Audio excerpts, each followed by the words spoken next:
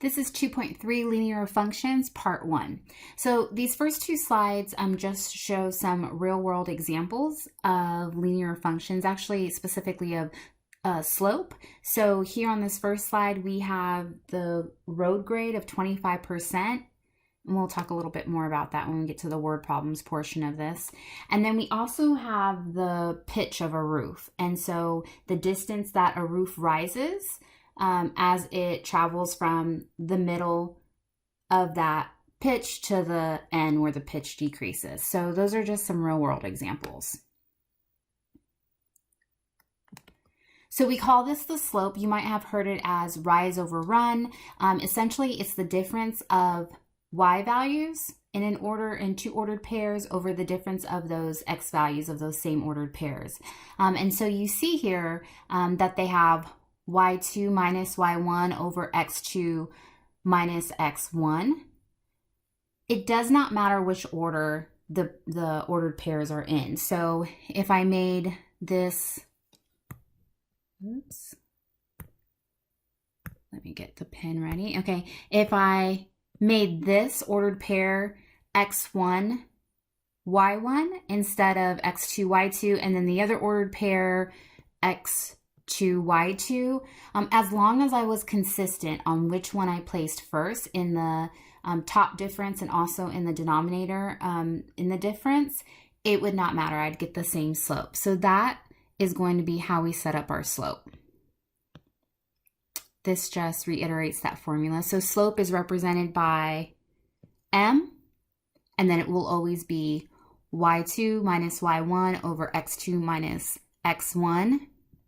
If I had ordered pairs, we would just make sure to label them so you're consistent. All right, so let's go ahead and try it. It tells us to find the slope of the line passing through the pair of points or state that the slope is undefined. So let's revisit just what it means to be undefined. If I end up with a fraction with a 0 in the denominator, then my value is undefined. So a quirky way to remember that is if the 0 is under the line, it's undefined. So just keep that in mind because that would be the only instance where my slope would be undefined. So I'm going to go ahead and label these. And I'm actually going to place one set of points underneath the other. And I do that so I can just be consistent because I've made the mistake before where I've used the X from one and then the Y from the other, or just other mistakes like that. So that just helps me be consistent. And then I'll label it.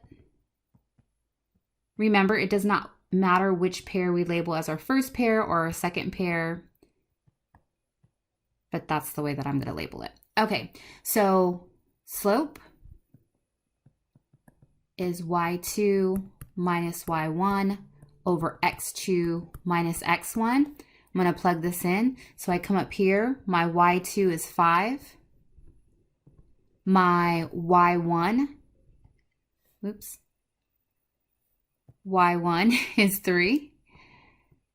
Then at the bottom, x2 is 6 minus, and then my x1, notice that it's a -2. So I have to account for that -2. If I do not, then it's going to be 6 minus 2, which would be 4. But 6 minus -2 is actually going to be 8. 8, because when we subtract a negative, we actually add. So 5 minus 3 is 2. 6 minus -2 would actually be 8, and then we simplify that to 1/4. So that is our slope. A very common mistake is not accounting for that -2 because you already have subtraction going on and then getting the wrong answer there. So I would have gotten a 2 over 4 if I would have just subtracted the 2 and then simplify that to 1/2. Okay, it tells us, it asks us indicate whether the line through the point rises, falls, is horizontal, or is vertical. So here's the rule of thumb. If it's a positive slope, it rises. If it's a negative slope, it falls, and this is all from left to right. If it is an undefined slope, it's a vertical line. And we'll see an example of why it is a vertical line. And then if it's a slope of 0, it's a horizontal line. And again, we'll talk about that when those instances come up. So this 1/4 is a positive value, so it would rise from left to right.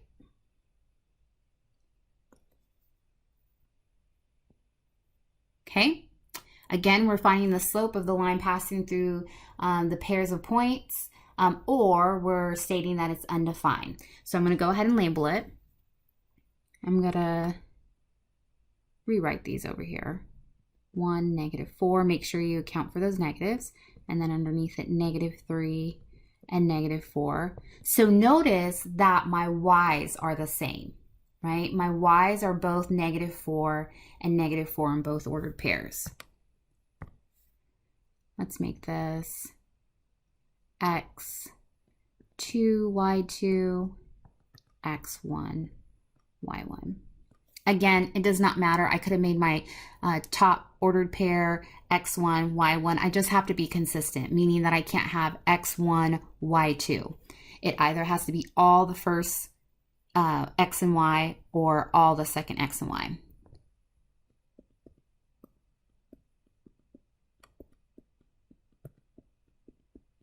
Okay, so going straight down, -4 minus -4. So make sure you account for subtracting the negative. And then right here, traveling downward, 1 minus -3. -4 minus -4 is actually -4 plus 4. So we get 0 up top. And then 1 minus -3 is actually 1 plus 3. We get 4. 0 divided by 4 can be calculated, and I get 0. So my slope is 0. Don't get confused and say, oh, it's undefined. Remember, if the 0 is under the line, if it was under the line, then it would be undefined. But we can divide into 0. We just can't divide by 0. Okay? Remember our rule of thumb from the last slide? If the slope is 0, then it's a horizontal line. And let's see why that would be the case. So if I was to graph these ordered pairs, we haven't touched on this yet, so I'm going to show you briefly. But if it was 1, -4, my x would be 1 movement to the right from the origin, and then 4 units down. So that would be where 1, -4 would be. And then -3, -4, that would be 3 units to the left from the origin, and then 4 units down. If I was to connect those dots, remember, these ordered pairs are on, oh, let's pretend my line was straight. These ordered pairs are on the same line, and they're asking for the slope. Look what type of line that creates. It's a horizontal line. So if your y's are the same, the only way that we can have those ordered pairs on the same line is if we have a horizontal line. Okay, and so that's the absolute only way we can have that happen. In this case, we'll see some different equations later, but for a linear function, meaning that I'm making a straight line, the only way that that line can pass through those same points with the same y's, I'm sorry, not the same points, the 2 different points with the same y's is if it has a horizontal line. All right, let's take a look at this one. Okay, I'm going to write these points.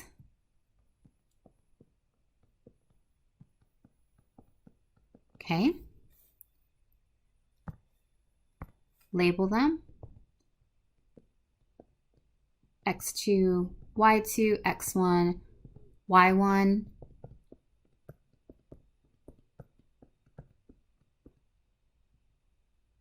Whoops. I started writing Y.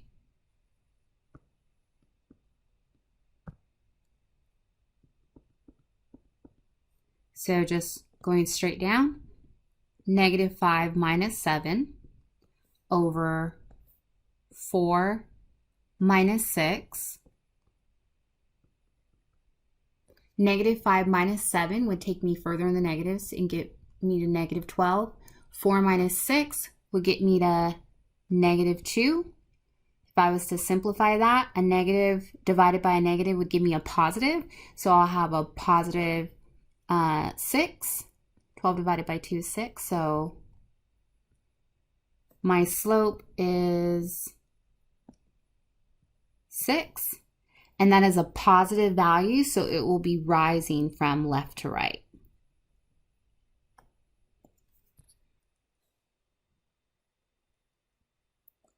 Okay, let's talk about point slope formula. So with point slope formula, it looks a little bit crazy, but you're still going to be utilizing a point. So that's why we don't see x1 and x2. We only see x1 over here, right? And then we see y1. So that will be your ordered pair.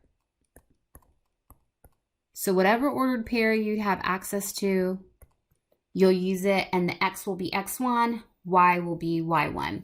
The m is our slope, and then the other x and y is going to be any point in that equation, and so we leave those blank. So we're only filling in y1, slope, and x1. Slope-intercept form, we have y equals mx plus b. Again, we see m here, that's the slope. And then b is going to be the y-intercept. That is where our graph intersects the y-axis. So if I'm looking at a graph,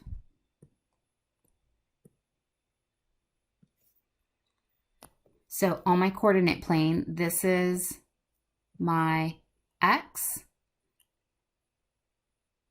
and this is my y-axis, okay?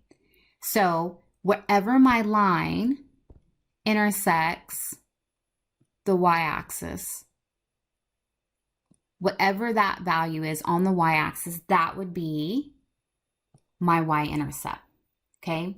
And then slope is just how we're traveling rise over run. So let's look at it. So the first thing they want us to do is to use the point slope form of the lines equation, satisfying the given conditions. Well, remember, all right, back up here, y minus y1 equals m times x minus x1. That's my point slope form, okay? And they're telling me to go ahead and plug it in. Well, they give me the slope, and they give me a point, an ordered pair passing through it. And that's good because that's exactly what I need. I need an ordered pair to plug in, and then I need the slope. So I plug it in. Let me go ahead and label these first. That's my slope. This is my x1, and this is my y1. Okay, so y minus 6, that's my y1, equals 4, that's my slope, times x minus x1, 7. And as unfinished as that feels, that is it. They do not want you to distribute that 4. They don't want you to do anything else. They just want you to leave it in that form. The only time that you would actually do anything, oops, let me underline that a little bit better. The only time they would actually want you to do something is if I had like x minus negative 7. So if my x1 or my y1 was a negative value, then I would simplify that to a positive. So if it was x minus negative 7, then I would put x plus 7. But besides that, they just want you to leave it be. But then they go on and say, okay, well, what is the slope-intercept form of the equation? So looking back, the slope-intercept form of the equation is y equals mx plus b.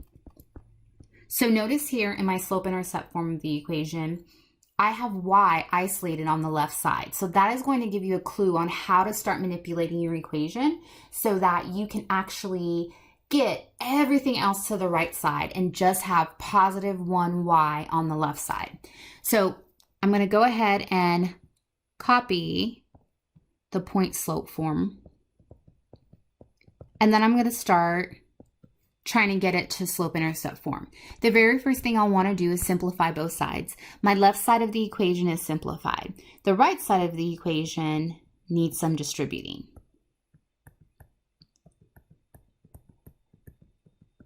Okay?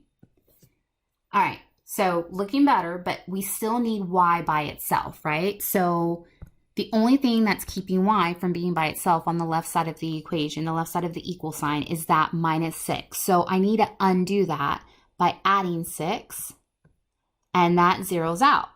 But what I do on one side, I got to do on the other. So now what am I left with?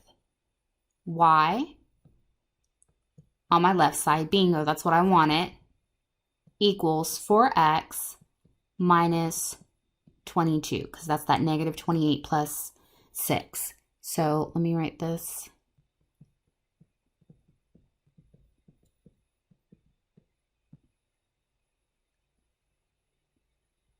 And my slope should still be the same. It is, right? The slope is that m before the x, and indeed it's 4. Okay, let's see what the next one shows. Okay, again, they want us to write the point slope form of the line's equation, satisfying the given conditions, and then they want us to go on and write it in slope-intercept form in the second part. So again, let's look at point slope.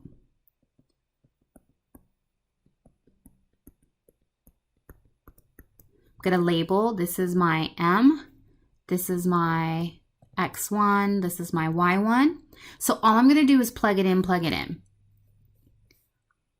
y minus y1, -3, equals m, -7, times x minus x1, -5. Could have used brackets there. And this is the only time that you will do some simplifying. So you're still not going to distribute that -7, but instead of writing it as minus a negative, we're going to put plus. So y plus 3 equals -7 times x plus 5. Now, it just so happens that it happened in both the x and the y because both my x variable and my y variable were negatives, but it doesn't have to happen in both instances. Like if just my x value was negative, then we would have only had x plus 5. So it just happens that it happened in both here. And that's how I would put it in. But besides that, I leave it be, even though it feels very unfinished. Okay, I'm going to go ahead and drop that down because now they want it in slope-intercept form. So revisiting what slope-intercept form is, y equals mx plus b. So here's my slope, here's my y-intercept. I need to do some simplifying on the right side, so I'm going to distribute that.